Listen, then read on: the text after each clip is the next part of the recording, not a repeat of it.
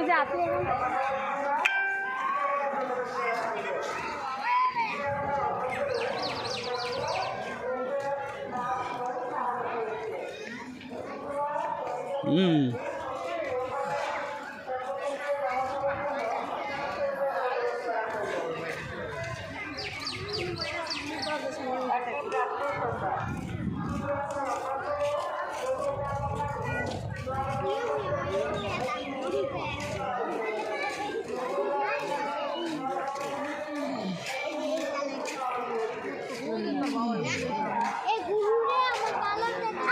প্রিয় দর্শক দেখেন, অবশেষে হাতির বাড়িতে এলাম।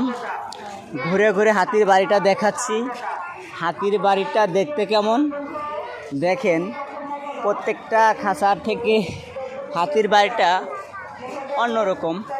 দেখেন হাতির বাড়ির চতুর্পাশে নালা দিয়েছে, মানে নদীর মতো কেটে দিয়েছে, যাতে হাতি অনেক শক্তিশালী ও যেন পার হয়ে না যেতে পারে, বিধায় চতুর্দিকে নদীর মতো খনন করে দিয়েছে।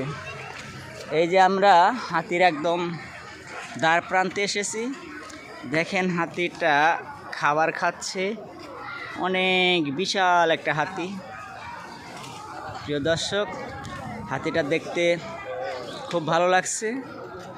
দেখেন হাতিটা দেখতে কি সুন্দর লাগছে। এই সেই হাতি। হাতি হচ্ছে বনের সভাপতি না? হাতি এলো বাঘের মামা নাকি? না, বাঘের মামা শিয়াল। হাতি হচ্ছে বনের সভাপতি। কি হাতি দেখছো? হ্যাঁ,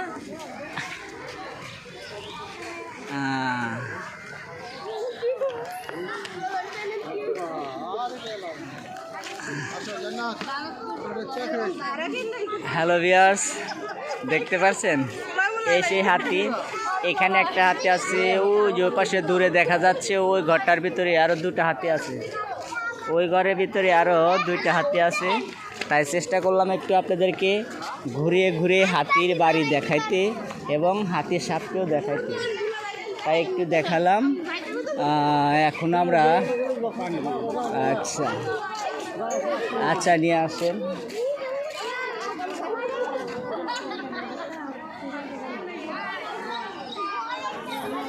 এই যে হাতির পা অবশ্য বেঁধে রাখছে, একটু দর্শক লক্ষ্য করে দেখেন, হাতির বাম পা নিচে বেঁধে রাখছে। আমি আপনাদেরকে একটু ঝুম করে দেখালাম। এই যে দেখেন বাম পায়ে, এই যে বাম পায়ে শিকল দিয়ে বেঁধে রাখছে। আর বেঁধে রাখার কারণ হাতি হলো শক্তিশালী। আর দেখেন এই যে চতুর্দিক দিয়ে ওর যে বাসস্থান, তার চতুর্পাশে নদীর মতো করে খনন করে দিয়েছে, যাতে হাতিটা পার হয়ে না যেতে পারে।